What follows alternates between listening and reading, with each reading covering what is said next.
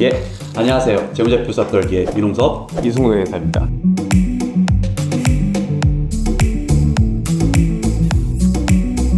요즘 한국 주식시장에 화두화되고 있는 주제가 있습니다. 바로 밸류업인데요. 금융당국에서 지난 2월 26일이었죠.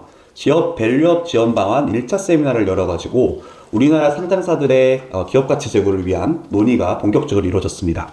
네, 흔히 한국 주식시장을 두고 박스권에서 움직인다 그래서 박스픽 내지는 항상 저평가돼 있다 라고 해서 코리아 디스카운트라는 말을 많이 쓰는데요. 코리아 디스카운트라고 하면은 국내 상장기업 주식들이 평가받고 있는 가치 수준이 낮다. 외국 상장기업에 비해서 낮게 형성되어 있는 것을 의미하게 되죠. 흔히들 이 코리아 디스카운트의 원인에는 여러 가지가 있습니다. 우리나라 기업 지배 구조가 좀 취약하다라던가, 주주 환원율이 낮다라던가, 아니면 투자자들이 주로 단기 투자의 성향에 좀 몰두되어 있다. 이런 것들을 뽑고 있는데요. 이 지수를 놓고 보게 되더라도 2008년도 금융위기 직후에 우리나라 코스피 지수가 알아보니까 1480대 정도였습니다. 근데 이후에 지금 우리나라 코스피가 녹화일 기준으로 2747이니까 한 약 100% 정도 올랐는데요. 같은 기간을 미국 시장과 좀 비교해 보면은 미국의 나스닥 같은 경우는 동일 기간 500% 이상 올랐습니다. 그리고 일본 지수 요즘 또 한참 또 높지 않습니까? 네, 180% 이상 올랐고 대만도 170% 이상 오른 것으로 나오거든요. 네, 그 기업의 주가를 주당 장부가로 나눈 PBR 지표로 보게 되면 녹화일 기준으로 보면 이제 한국 증시는 한 1.0 정도 수준이거든요. 근데 작년 기준으로 하면 미국은 한 4.2, 일본이 한 1.4 등으로 이제 해외 주요 시장과 좀 비교를 했을 때도 좀 확연히 낮은 수준입니다. 그렇죠. 그래서 이제 금융당국이 이번에 이제 우리나라에서 상대적으로 이런 저평가된 기업들에 대해서 기업 가치를 한번 제고해보고 또 예를 들면 밸류업 지수를 개발한 금융상품 ETF와 같은 것을 출시해가지고 한국 주식시장의 오래된 숙제 같은 것들을 한번 개선해보겠다, 한번 밸류업 해보겠다라는 게 취지인데요. 이번 세미나에서 좀 주목할 만한 포인트들이 몇 개 있었죠. 네, 크게 보면 한 세 가지 방향으로 접근을 해볼 수 있을 것 같은데요. 첫 번째로는 상장 기업들이 자발적으로 기업 가치를 제고할 수 있도록 지원하겠다. 두 번째는 기업 가치가 우수한 기업을 평가해서 투자를 유도하는 방향으로 개선하겠다. 그리고 마지막으로 정부의 정책을 활용해서 밸류업 지원 체계를 구축하겠다.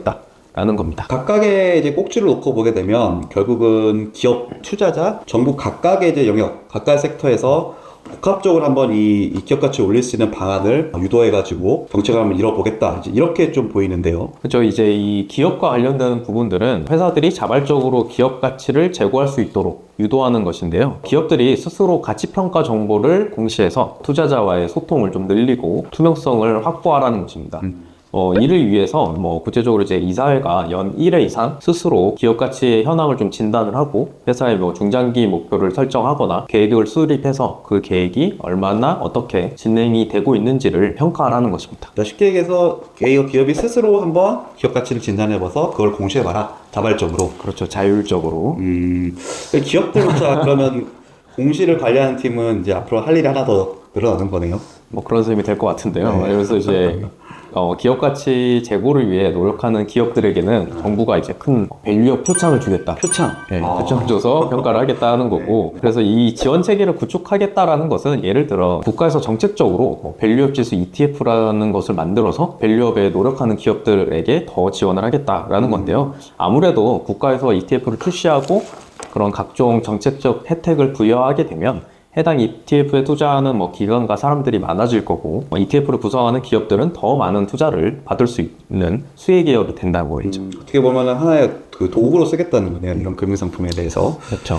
네. 그렇다면은 역시 이제 밸류업, 그러니까 기업 가치를 평가를 뭘로 할 것이냐, 무슨 지표로 할 것이냐, 이게 좀 중요할 텐데 여기서 또 필수적으로 활용될 수밖에 없는 게 결국은 또 우리 회계와 재무제표겠죠. 필수적이죠. 네. 그래서 밸류업 평가 시에 재무제표와 연관된 중요한 지표들이 어떤 것들이 좀 있을까요? 네, 발표에 따르면 시장별, 업종별, PBR, PER, ROE, 배당 성향과 배당 수익률 등이 이제 주요 투자 지표로 언급하고 있고요. 또 각 기업의 수익성과 시장에서의 평가를 고려하겠다라고 되어 있습니다. 이러한 주요 투자 지표는 기존 이제 거래소 정보 데이터 시스템에 흩어져 있는 정보를 모아서 투자자들이 이제 보다 쉽게 비교 분석할 수 있도록 구축하겠다고도 합니다. 잠깐 나열을 주셨지만은 재무 정보를 저희가 분석을 할 때 많이 볼 수 있는 지표들인데요. 보면은 간단하게 각각 지표들을 좀 말씀드려 보면은 먼저 이제 이 PBR 같은 경우는 아까 서두에 잠깐 말씀드렸지만 이제 Price to Book Ratio 그래서 이제 시가총액을 재무상태표상의 순자산 자본으로 이제 나누는 것을 말하겠죠. 주가와 이제 장부 가치를 비교하기 위해 사용하는 비율인데 결국은 기업의 회계적 장부가인 이제 순자산에 대해서 한 주당 몇 배 거래되고 있는지를 측정하는 지표라고 볼 수 있습니다. 반면 이제 PER, 펄하고도 불리기도 하고, Price to Earning Ratio, 주가 수익 비율이라고도 부르게 되는 이제 PER 같은 경우는 주가와 이 주당 순이익을 나눠서 구하게 되는 지표이죠. 아니면 같은 의미로 이제 시가총액을 이제 당기 순이익을 나눠서 구하기도 하고요. 일반적으로 이제 퍼가 낮다, PER이 낮다. 라는 것은 해당 회사가 거둔 어떤 이익, 실적에 비해서 기업의 주가가 낮게 형성되어 있고 그에 따라서 기업 가치가 좀 저평가되어 있다라는 의미로 해석을 할 수도 있습니다. 반대로 이제 퍼가 높다라는 것은 이제 거둔 이익에 비해서 주가가 좀 고평가되었음을 의미하는데 물론 이제 경우에 따라서는 이 해석이 좀 다르게 적용되는 경우도 있긴 하죠. 그리고 이제 자기자본 이익률을 나타내는 ROE는 Return on Equity의 약자로서 순이익을 자기 자본으로 나눈 값으로 자본을 얼마나 이 기업이 효율적으로 이용을 해서 순이익을 창출했는가를 보는 지표라고 보시면 될 것 같습니다. 네, 그래서 이제 한국의 이 밸류업 프로그램에 앞서 시행한 일본 거래소의 기업 가치 제고 계획을 보게 되면 ROE가 8% 미만 그리고 PBR이 1 미만인 기업을 좀 저평가된 주식으로 보고 계획을 또 추진했다고 하죠.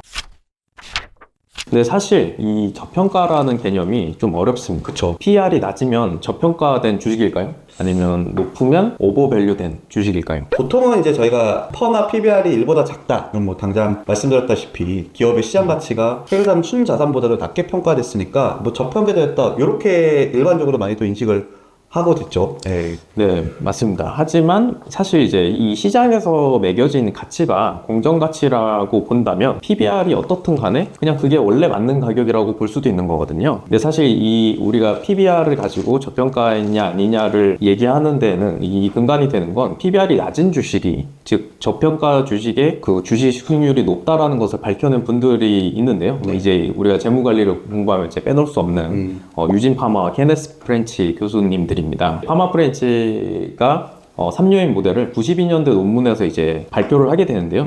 이때 92년도 논문에 따르면 경험적으로 과거 주식시장을 봤을 때 PBR이 낮은 종목들이 높은 주식 수익률을 가지고 있더라라는 것을 이제 밝혀내면서 현재까지도 이어져 오고 있는 가치 투자, 펀드 투자에 이제 지대한 영향을 준 건데요. PBR이나 PER 이런 게 낮은 것들이 말씀드렸다시피 저평가가 될 수 있다고 하지만 그 회사 지배구조 자체에 대한 문제라던가 아까 말씀드렸던 주주 환원 제도가 미흡하다 아니면 섹터의 평균치와 이제 비교를 좀 한다던가와 같이 단순히 이제 지표 하나만 가지고 이 회사가 저평가됐냐 고평가됐냐 라고 하는 것은 좀 문제가 있는 것 같습니다. 결국은 어떤 기업이 진짜 저평가됐냐를 옥석가리게 하는 과정이 필요할 것 같은데 왜냐면은 이제 단순히 이런 지표만 보고 PBR 미만이네 하고 투자했다가 말씀드렸던 이제 그 자체로 밸류 트랩에 빠져버릴 수 있는 물립니다. 물리게 되는 그럴 수도 있는 거잖아요. 그렇죠?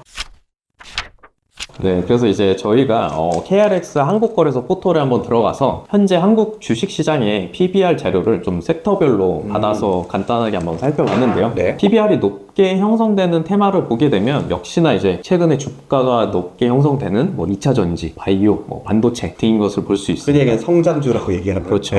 네. 또 이 PBR이 1 미만인 업종은 어떤 것이 있을까 살펴봤는데 사실 꽤나 많아요. 그래서 저희가 자체적으로 아까 말씀드렸던 일본의 사례를 좀 참고해서 ROE가 8% 이상이면서 PBR이 1보다 낮은 업종을 한번 필터링 해봤는데요. 요즘 밸류업 수혜주라고 하는 은행, 보험, 금융이 역시나 보였고 그 외에 자동차, 운수, 소비재 등등이 나오는 걸 좀 볼 수 있었습니다. 그러면 이제 마지막으로 다 좋다 이겁니다. 밸류업을 이룬 기업들에게 그럼 어떤 혜택이 부여되는가? 어떤 방법을 주느냐가 사실 이것도 중요하잖아요. 베네핏이 중요하죠. 이게 왜냐하면 또 결국은 정책 목표를 달성하기 위한 핵심인데 현재까지 나온 지원책들을 좀 보게 되면은 세제 정책을 좀 간접적으로 이용해서 지원한다든가 예를 들면은 모범 납세자로 선정을 해준다 아니면 R&D 세액공제의 사전심사에서 좀 우대를 해주겠다. 이런 약간 간접적인 지원들이 발표가 되고 있고 아니면 또 마찬가지로 표창을 준다라든가 그리고 아까 말씀드렸던 코리아 밸류업 지수 개발에 금융적인 혜택을 준다. 이제 이 정도에 대한 개략적인 아이디어만 현재 발표하는 상태입니다. 아마 이 부분은 좀 더 앞으로 구체화가 돼가지고 좀 더 논의가 계속 되겠죠. 근데 뭐 아직은 이제 1차 세미나 수준이니까요. 뭐 일각에서는 사실 이제 기업들에게 뭐 밸류업 프로그램에 참가시키기 위해서는 좀 더 강력한 당근을 줘야 되는 게 아니냐라는 비판적인 의견도 있습니다. 네.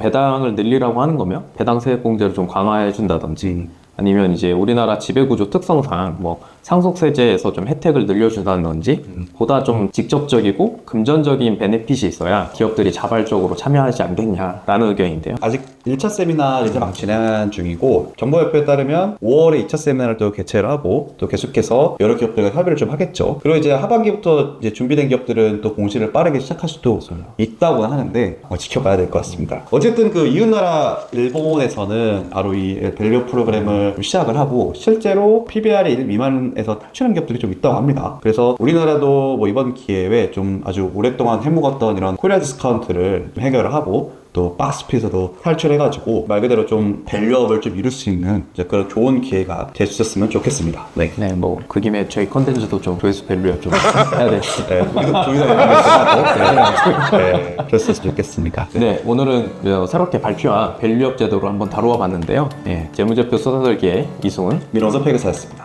감사합니다. 아유.